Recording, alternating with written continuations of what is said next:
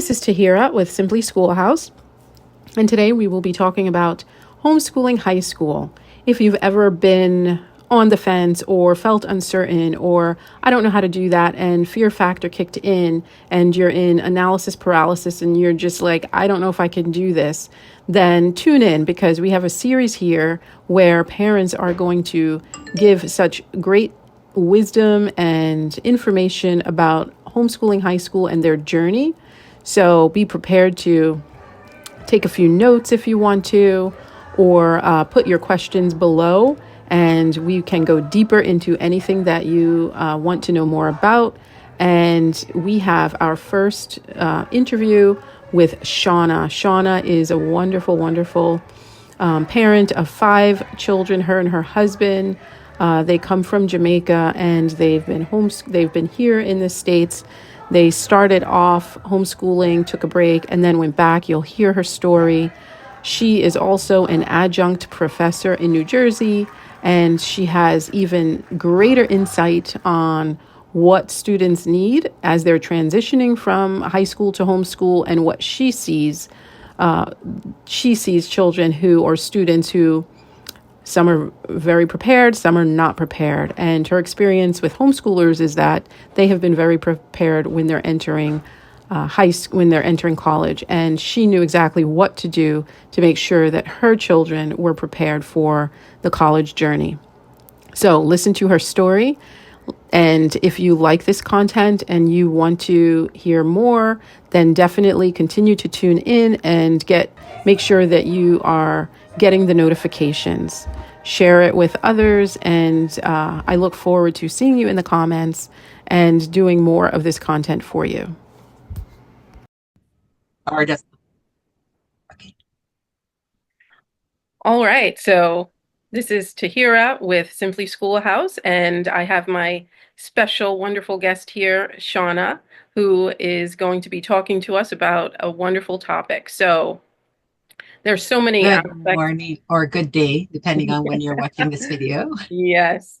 So there are so many aspects to homeschooling, and today we're going to be discussing homeschooling high school, which is always on the mind of homeschoolers as they approach that stage in life and determining or deciding, do we continue to homeschool or do the children go to high school? So we're going to talk about it today.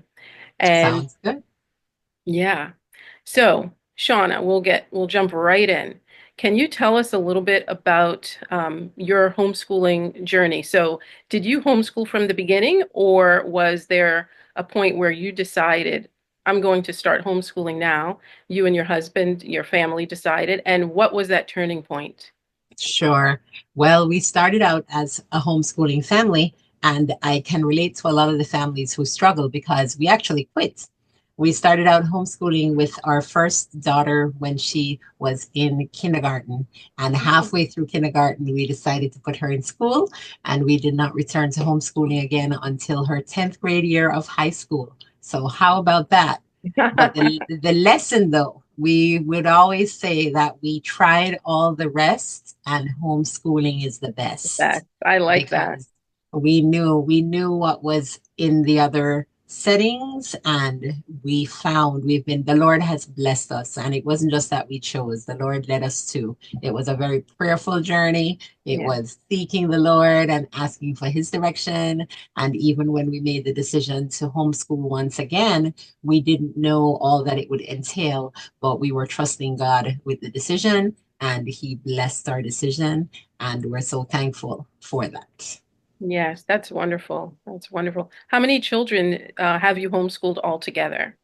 We homeschooled 4 of our 5 children. We have a much older child, and he was not homeschooled, but we homeschooled the 4 who are close in age to each other.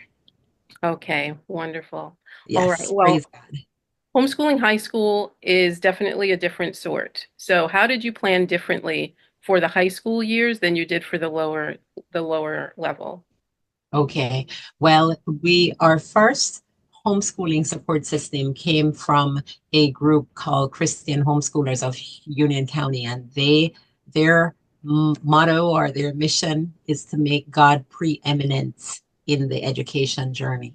And that was our guiding points because when we started homeschooling at 10th grade, once again, we did not know what we were getting into. We also relied on Homeschool Legal Defense Association, HSLDLA, for support as well, because they put out a whole lot of literature on homeschooling through high school. So those resources were really helpful to us.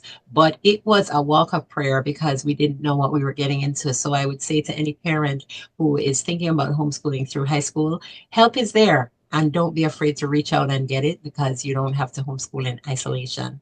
We started out with Sunlight curriculum because our daughter was an avid reader, and that curriculum is reading based. Yeah. And so she would just read. That's just something that she just loved to do. And she read all the time, and she would walk and read. She was always reading. And so that curriculum suited her really well. And so that's where we started. But during the course of the journey, we came to know that there's such a thing as homeschool co-op, which we didn't even know existed when we started out, and that we have joined homeschool co-op since then. She didn't get to experience that after she graduated, and she got a full scholarship to go to university by the grace of God. Wow, that's We amazing. ended up joining a homeschool co-op, but because by then we had heard about homeschool co-op, and we came into community with others who were homeschooling through high school as well. Yeah, that's wonderful. And you touched on, we're not going to go into it, as far as curriculum is concerned, but yes, there are definitely lots of different curricula options, and literature based is one of them that is really a great fit for some students. And Right. co-ops and HSLDA, yes, HSLDA is a huge support and definitely a great guide in homeschooling high school, as well as some of the co-ops. So wonderful. Thank you. You also have a very unique perspective because you're a college professor. That So is true. I yes, have a unique, but it's funny because I have a unique perspective for many reasons. I have a unique perspective because I'm Jamaican, which you might hear in my accent, and it's not, homeschooling is not a popular thing in our culture, but thank God it is also not illegal because there are some countries where homeschooling is illegal. Unfortunately, homeschooling is legal in our country, but it's not something that's really popular. So usually if people know that, they're like, oh, you're Jamaican and you homeschool? Yes, I'm a Jamaican and I homeschool. But yes, I do have the added, I guess I have to admit that it's an advantage of being an adjunct professor because it allows me to know what my children need to be able to do by the time they finish high school.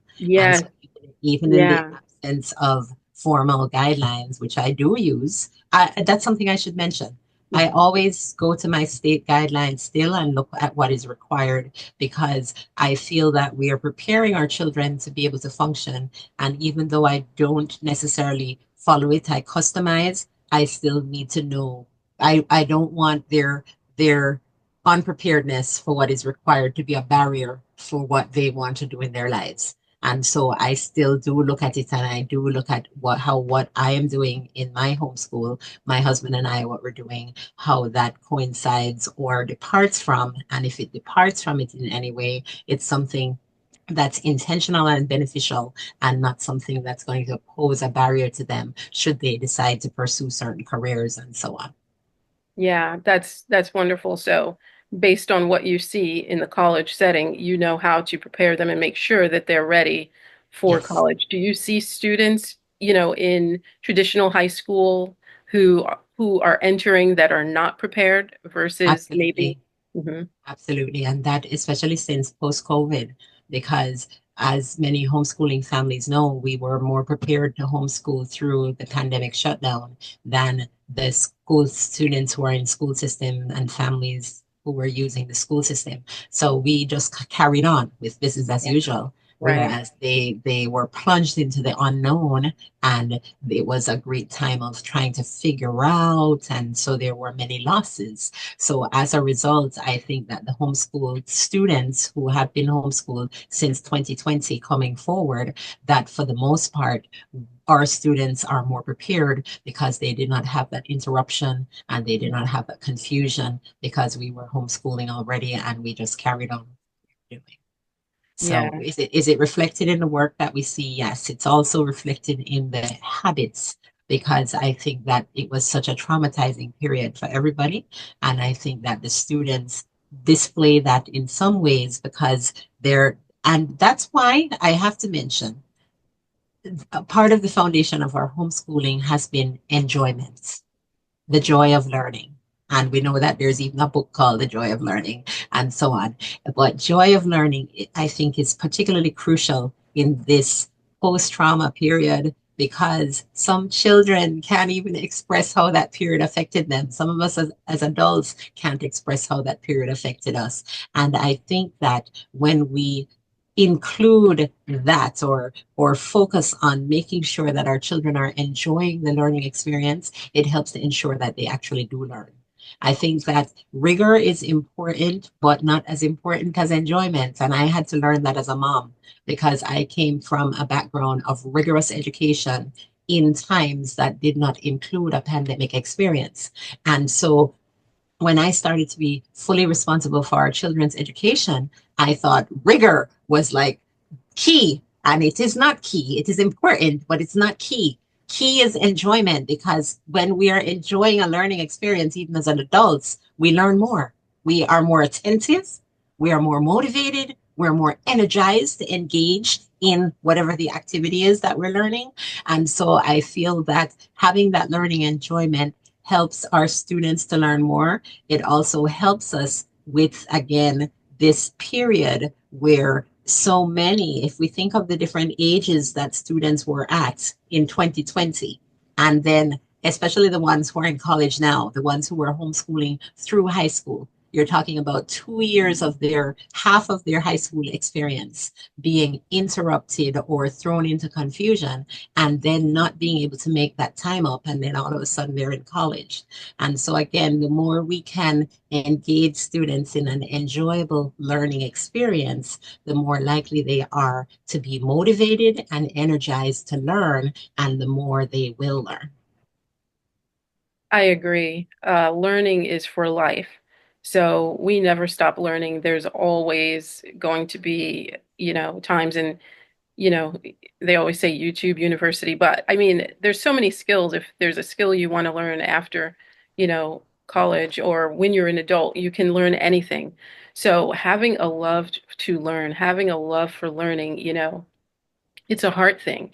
And that's definitely a place to start when you're homeschooling, especially if you're coming out of the school system, not just to throw your child into academics. And we learn as we go along, and we tweak every year, as homeschoolers. But yeah, that was a great point, definitely making sure that they have a love for learning where throughout any type of experience that will continue. So, yes, I agree. That's very important. And you said that you came from a very rigorous background. And Um, it was beneficial to me because in the Jamaican school system, we're tested very early, and even to determine at the age of 10 and 11 what high school to attend, we have to pass standardized tests, and then we get placed in high schools based on how we performed. And I was blessed. I'm a daughter of a teacher. So I was blessed to have a strong foundation and to get into the best girls' high school. And with that came a whole lot of rigor. But again, I was in a time period where I didn't have the insecurity that came out of the 2020 to 2022 time period, you Mhm. know? So Yeah, yeah. Does that play a role in why it's not an acceptable or not something that's very common in Jamaica? Because, maybe the perception of homeschooling is that, it is more flexible or loose or not as rigid. Is that something that contributes to or what is it that um, sort of contributes to the idea that it's not such an acceptable or common thing in Jamaica? I think that because students, I don't know what the numbers are, but there's a perception that students are often kept home to not get an education, but to help with younger siblings, to Gotcha. work, and so on, to be vendors on the streets, and so on, and that their education isn't prioritized when that decision is made. And so we haven't seen many public examples of parents who are doing the kind of homeschooling that we are. And as a result, the perception is that a child who's kept home is going to be deprived of an education. And Mm. that's the perception. We recently had a prominent example, though, because the prime minister in Jamaica, we have a prime minister instead of a president, and the prime minister's family actually chose to homeschool one of their sons. Wonderful. So that was the first really public example of homeschooling the way we do homeschool in a manner that is beneficial to the child. Yeah, yeah. And perception isn't reality. So the more that people are educated on what homeschooling really is, then, the Right. better it will be. Definitely So so. there are so many roles and so many hats you wear when you're homeschooling. Principal, uh, and in high school, you're the guidance counselor now, then, you have to be the lunch or the providing food like a cafeteria, the transportation. I mean, you're doing it all, Yeah. as a family. So how with all of these roles that you have to fill, how were you able to navigate the admissions process? And now you're taking on that role that many times in high school that's done for you. That's, the school will help the child apply and sort of help them determine, which college they want to go to. How did you navigate that? Sure. Well, it is the Lord. To God be all the glory. And I will tell you, starting with him as a foundation, even a disorganized person, which is who I am. All my friends who don't homeschool always say, "Oh, you homeschool, you must be very organized." No, I am still trying to get there. I'm still trying to be that Yeah, very yeah, organized person. But by the yeah. grace of God, we have graduated three homeschool through high school children, and they have all gotten scholarships or partial scholarships, Congratulations. and they're doing well. So God be all the glory. So the greatest responsibility that a homeschooling through high school parent has is this guidance counselor role. And it is daunting. It is, but it is doable. I in the past we've talked about programs like My School Year that allows us to do record keeping Yeah. electronically, and that program automatically generates report cards, generates transcripts, the activity resume that they have to do. You can use that to file all the activities and to organize them. So programs like that have been extremely helpful in that guidance counselor process in terms of the record keeping. Record keeping must be professional. One of the greatest ammunition that non-homeschoolers or people who are anti-homeschooling have is when there's a lack of professionalism on the part of the homeschooling family. Yeah. So any records that are presented to a college, university, or even a school, if you're trying to get your child into public school sports, Mhm. those records should look professional, because there are people in those settings who are judging homeschooling as a whole based on the records that you are presenting to the institution. I recently heard a coach for sports talk about how he was against homeschooling because he thought it was unfair that a homeschooling family could bring in a handwritten report of their Mhm. child's work and get their child into sports when the child who was in school was held to a higher standard.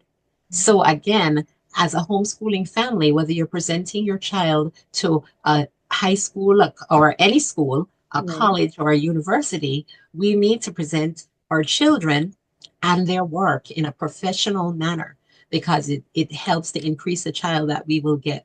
It helps to increase the likelihood that our child will be able to get in, but it also helps to form that perception of homeschooling and what's happening behind closed doors in a homeschool, whether or not it's really professional. And so that having a program like My School Year helped me a whole lot, because as I said, I'm not the most organized person. Some homeschooling parents are, but I am not the most organized person. And so that helped me to be able to get the records in one place, to get them organized, to be able to print out professional transcripts, professional report cards, and that is really helpful. Then, in addition to that, it allows you to keep a reading list. So whether you're tracking just the books that your child is reading for school or even the ones they read for pleasure to just to Yeah. show what a reader they are, it allows you to compile all of that in one place. Then it again, I mentioned that it allows you to include the activities, it allows you to include standardized test scores. And what I have enjoyed most, despite the great responsibility that comes with being our child's guidance counselor, I have enjoyed the opportunity to get my child to see him or herself as the Lord created them to be. And I'll tell you what I mean by that. I have had children who are great test takers who scored high results on the standardized test. And I have had children who are poor test takers who are just as brilliant, but Mhm. they just don't test as well. And so to be able to work one on one with each of my children and be able to say this test score does not define you, Yeah. let's look at all the wonderful things that you've done that show your strengths. That's right. And then let's put that into your application so that we can show the university how fabulous you are in spite of a test score that does not reflect that. And the time has been right for this because there are many colleges and universities that are moving away from relying on the test score and are not relying as heavily on the test score. They want to see more about what the children have done, what the Mhm. students have done. And so it's been the right time for that. And either even in the post 2022 period, some colleges were not accepting the test scores at all because they knew that the testing was not routine, that everything was out of the ordinary. So some were not even looking at it at all. But since then, many have begun. Test scores validate what you've done in your homeschool. So if you have a child who's a strong tester, then you definitely want to take advantage of that as a validation of everything else that's being done in the homeschool. But if you have a child who's a weak tester and is not doing so well, remind yourself and remind your child that that test score does not define the child. The child has other great strengths, and that's what we're going to highlight in the college application process. Yeah, that's great advice. And using tools, like you said, if you're not, for families who may need a little help, a little more help with organization, there's definitely tools out there like that to help keep you on track and to help to keep everything, year after year organized and be able to present it professionally. So, yeah, that's definitely wonderful, and it's great that schools were starting to look at the child more holistically and not just a ranking, because Yes, that's important, as far as performance and what they're able to do and produce. It's not always just about a ranking. So, right. yeah, great. Now, homeschooling through high school is one thing, and then obviously attending college afterwards is another part of that, and working on that transition. However, there are some children and families, the students may not want to go to college. What advice Exactly. do you have for them? Again, the beauty that we have as homeschooling parents is an extended period of time with our children that some working parents who have their children in school often don't have that time. So we know our children well, and we know the gifts that the Lord has placed in our children. We know what our children enjoy. We know what they excel at. And as you mentioned, that path doesn't always lead to college. Encourage them anyway. Some of the highest paid workers in American society are those who did not attend college but went into the trades. Okay, they have I think they call America's dirty jobs that pay very well. A lot of times these are jobs that require skills but don't require the academic pathway. And then we have our children who excel at the performing arts, our children who excel at the visual arts, our children who excel in sports as well, and they may want to pursue careers in those areas and not necessarily through a college pathway either. I think that our job is to try to empower them in any way that we can. And entrepreneurship, I think you and I have spoken about entrepreneurship. Some of them are gifted entrepreneurs and they you see the gifts. You see that they're able to do what we may have tried to learn through a classroom and still are no good at. And you see them excelling in these areas. And so I think that again, we empower them to do that because statistically speaking, there are many college educated people who are not as successful as some of the people who are not college educated. And some of them are famous people and some of them are not. But a college pathway is just one pathway. And it should definitely not be a requirement. It should be, again, one of the options. And we should just encourage our children to be their best selves, whatever that means, whatever that means. I have performing arts children. I have Yes, children you who do. love their Yes, performing you arts. do. I was going And to say that. Yeah. and we enjoy watching them perform. And so thank God, and so again, whatever it is, there it should not be that pressure. It's interesting because when we homeschool in community, we still do have subtle peer pressure. And it's not necessarily a negative peer pressure, but what will happen is that if you're homeschooling in community, the seniors do tend to notice that, okay, it seems like everybody around me is going to college, but I don't really feel like I want to go to college, Mhm. and so they may feel that pressure still. They may feel that pressure, but it's important for us again to remind them that if that's not the path for you, God knows the plans He has for you, and they are unique plans. So don't allow yourself to be pressured into doing what everyone else is doing when this is not the right path for you. At Yeah. this time, even because sometimes it's timing too. Sometimes it's just not the time to do that particular thing either.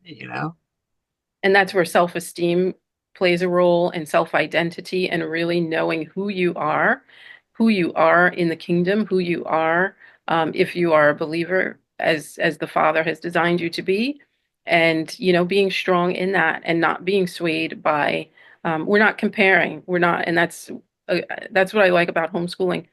It's not about comparing yourself to everyone else. It's about everyone has their own path and journey Yes. that they're Yeah. going on. So, and we're able to facilitate that more as homeschoolers, where it's not like, okay, the whole class is doing this or going in this direction. So, yeah, that's wonderful. And during the application process, have you found that colleges are homeschool friendly, and in addition to that, what sort of things are they looking for on the transcripts? Sure. My first child to graduate from high school graduated in 2018. And it's very interesting to see how the process and the perception has changed since 2018 to now, almost 10 years later, and not even, because that's Yeah. 2025. Because in 2018, there were college admissions counselors who were less informed about homeschooling and had less experience with students who had graduated from a homeschool background. And they would ask, I heard of parents who were asked for the reading list or every single book their child ever read. And that's not something, again, not just from keeping a reading list. It was almost like an attitude that you couldn't have seriously gotten. My own child, in 2018, she got to the interview process for Princeton University. Mhm. And the person who interviewed her was condescending Wow. and spent the whole interview sounding like he couldn't believe that anybody could get a good education from homeschooling. So instead of an interview, the kind of academic interview that she should have had, it turned into him literally ridiculing what she had done and asking her to now justify that what she had done was good enough. Almost You like know, an I interrogation. yeah. And I listened to the interview from another room. She was in this room that I'm in right now, and I was in another room. She had the door closed, but I could still hear them. And his whole tone was so condescending. But at the same time, since then, we know homeschooling families whose children got full scholarship to Princeton. Okay, so again, and the more experience that the colleges and universities have with homeschoolers who are excelling, the less prejudiced they are. Right Right. now, in this period post 2020, 2022, 2022, there is a perception that the homeschooling students have it together more than some of the students coming out of regular school. because there's still a teacher shortage in the regular school, and there's still some struggles in the regular school. And again, so when a homeschooling applicant presents professionally, there is a positive perception now that this is going to be a student who is more prepared than some of the students that they're getting from public school or private school Mm-hmm. because of, again, this post-pandemic period. And That's amazing. many of our children are living up to that expectation. And so that continues to spread that positive perception because many of them have gotten in and they have continued to excel. And each time they do that, then that increases the Yeah. perception that homeschooling students who were homeschooled are prepared, they're strong students, and that they will do well. So I think that many of the colleges and universities have an expectation that when they accept a homeschool child, that that child is going to excel. That's wonderful. And hopefully that perception, continues to change in a positive direction. Thank God, yes, and we Yeah. pray so. Yes. What I did, wanted to, Mhm. oh, go ahead. No, go ahead. I just wanted to, when you were speaking before, I just wanted to mention about the opportunity to customize. There was something you had said before that reminded me of that. One of the beautiful things about the homeschooling journey, and that's actually something that the colleges look for. The colleges look, and if you read the literature online, it will tell you that they want to see that you did something different. They want to see that you didn't just copy and paste the public school experience into a homeschool setting. You had the opportunity to homeschool. So what did you use that opportunity to do?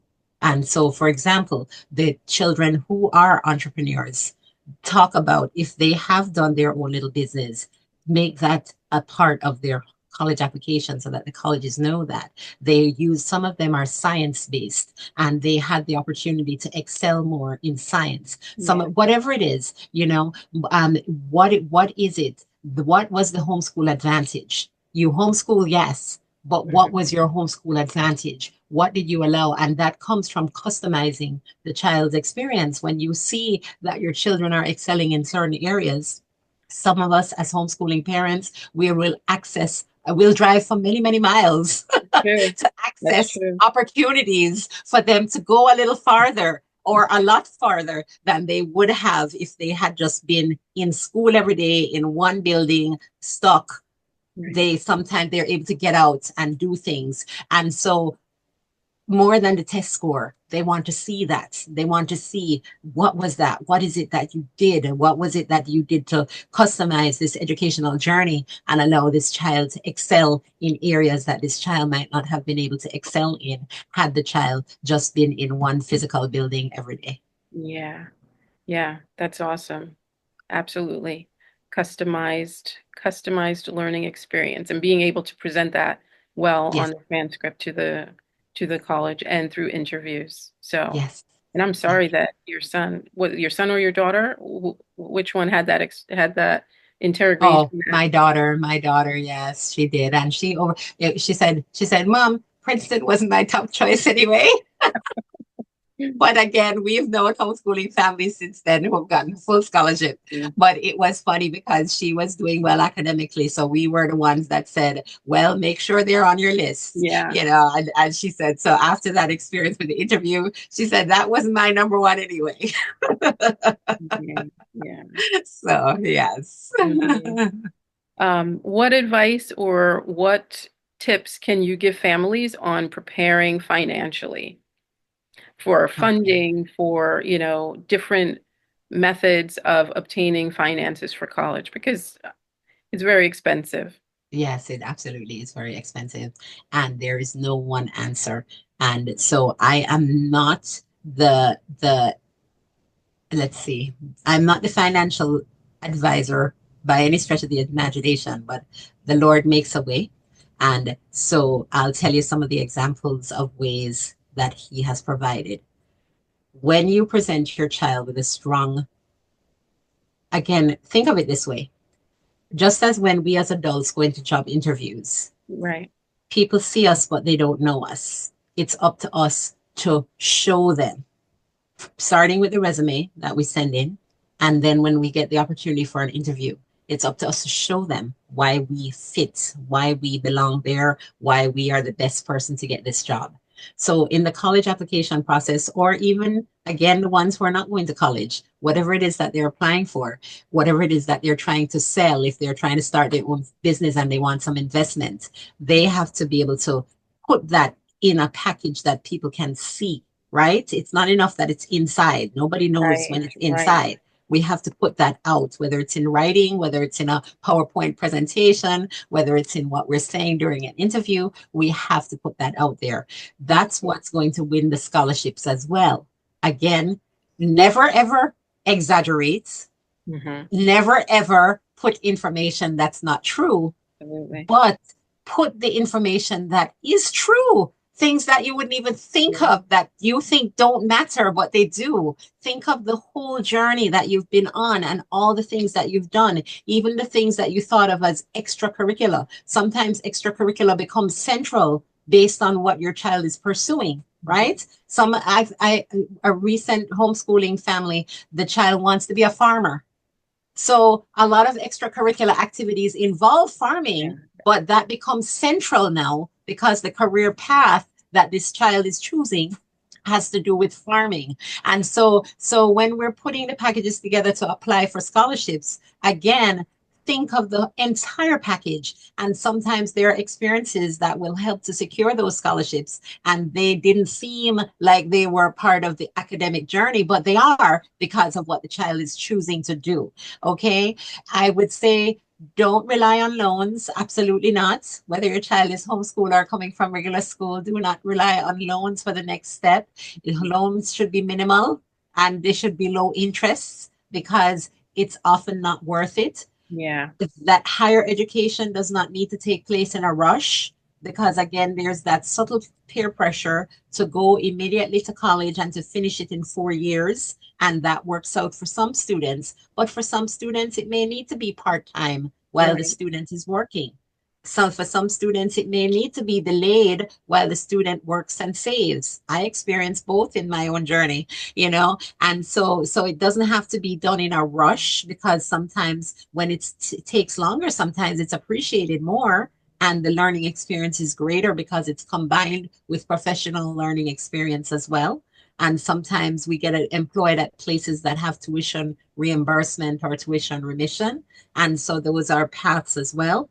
And then also, once the child is admitted and is attending, becoming an RA. One of our children is an RA at a university, so we don't pay for housing.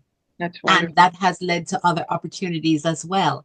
And so engaging the child in the process of paying for higher education helps the child to value it more and be less likely to squander. I'll tell you, in 20 something years of teaching at a college and university, I have seen many students come in and waste that opportunity that they have because the Mm. maturity isn't there Yeah. and they don't value the opportunity to be there. Their parents do. And so when our children are engaged in the financial responsibility for that education, that child is more likely to take advantage of it and do their best in the opportunity that they're given. Whereas when they're protected from that, sometimes they get distracted and do not reap the best that the opportunity has to offer. And so again, involving the child, part-time work, becoming an RA, working on campus, saving, putting savings towards their education, even if it's to pay for a book. Books for college education are expensive, and Yeah. sometimes their savings can contribute to that too. And not taking on the debt, not putting parents should not put themselves in deep debt for their child's higher education. That's not a wise thing to do. I feel that it shields the child in a manner that does not, and at that point, it's the young adult. It shields the student in a manner that is not beneficial because then the student is less, let me say the opposite. Then when we don't shield the student, then it becomes a part of their education as well. It becomes a part of their understanding that this has a cost and how do we fund that cost. That becomes a part of their education as well. And it makes them more mature, more responsible, and more likely to do their best with whatever opportunity they have been given. Yeah, that's great advice. Great advice. So definitely showing the value of what you have to offer the school to which could lead to scholarships.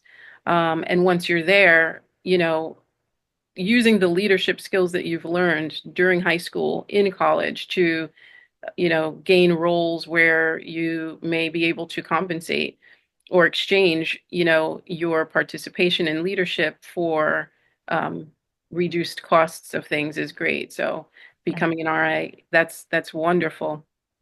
So yeah, all great advice. And yeah, Thank God. don't go into debt doing it. So um, and I had someone tell me the other day their child is in college. I think it may be in the last year, um, or may have even graduated. I'm not sure. But they started an education plan, an education savings account when she was young, and every 5 years it doubled. And it could only be used for education. So even if it's whether it's college, and it's transferable amongst children. So whether it's for college education or even, postgraduate courses or anything, that money could be used for that. And if it's not used for that, then you could eventually use the money, but I think at that point it would be taxed. So, so yeah, there's also that, and Wonderful, wonderful. mhm. So yeah, there's a lot of strategies, where you don't have to come out of pocket, and we have to tap into more of those and utilize them. So, is there anything that you would do differently with any of your children? And then after that, you could tell us anything you'd like to about the successes after they finished college.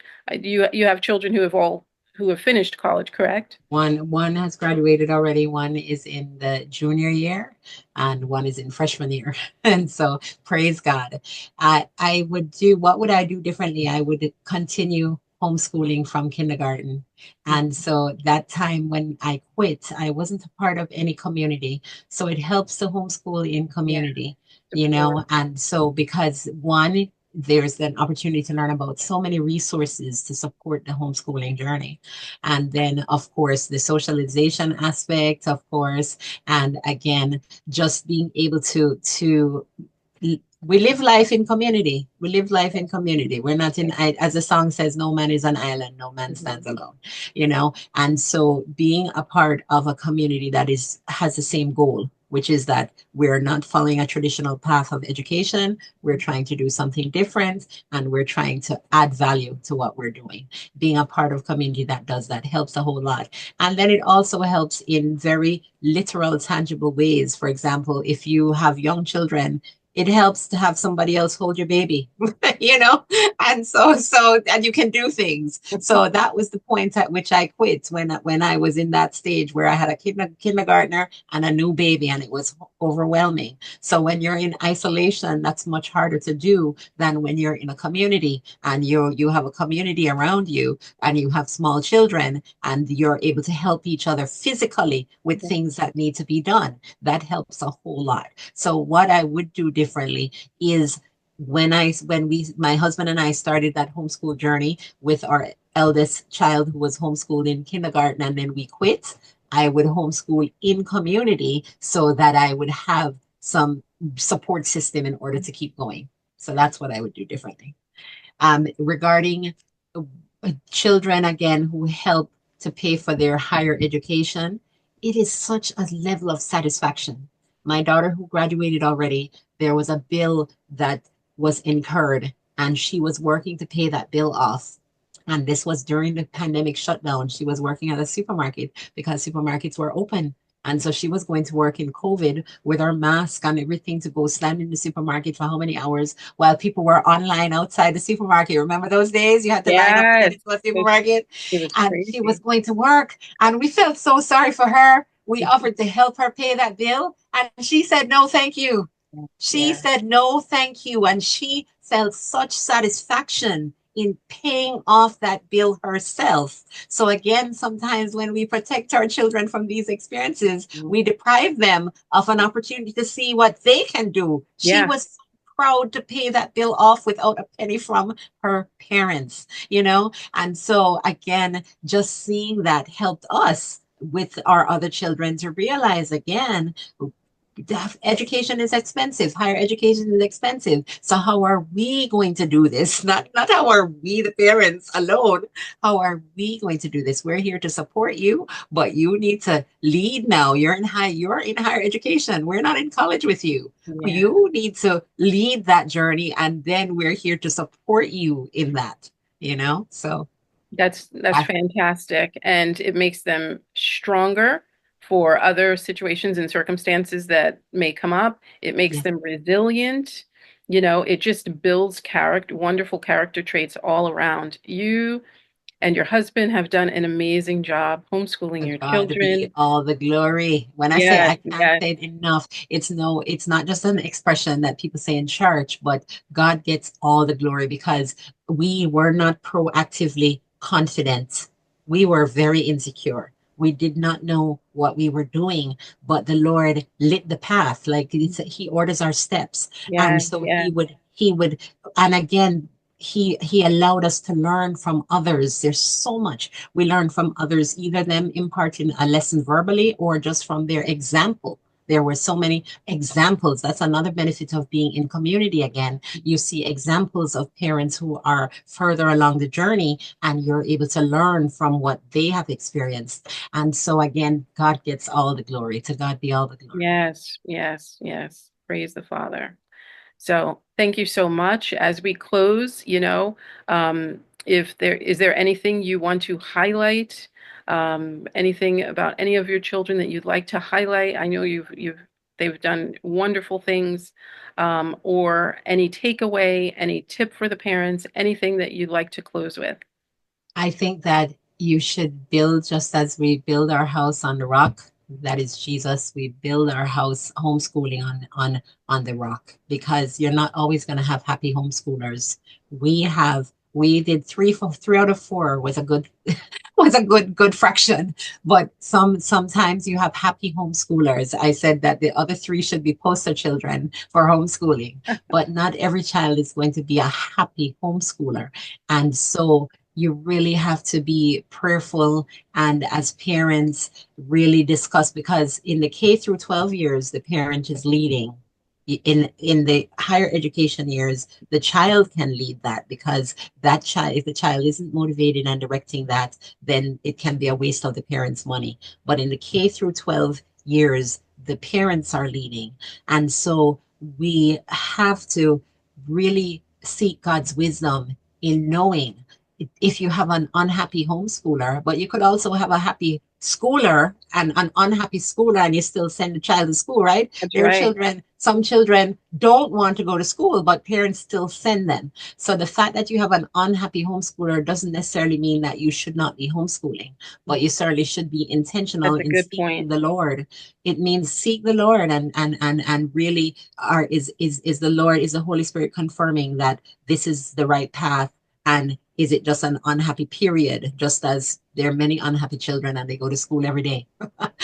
So again, be really intentional in seeking the Lord and his will for your family, his will for you as parents, his will for your children, and just really in guiding him. And there is peace in the midst of his guidance. So just really seek the Lord in your homeschooling journey. Amen. That's wonderful. Well, Shauna, thank you for your time. You're I welcome. know you have a busy schedule. We all do as homeschoolers, right?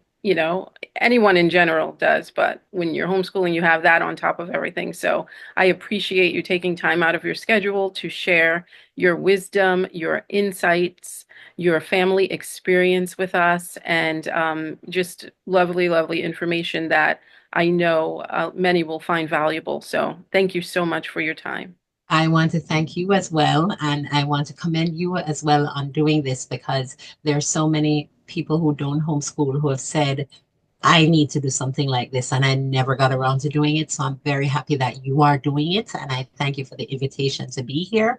And may the Lord just continue to bless you as you do all that you do as well, and to bless your family. Thank you so much, Shauna. Thank you. Bye.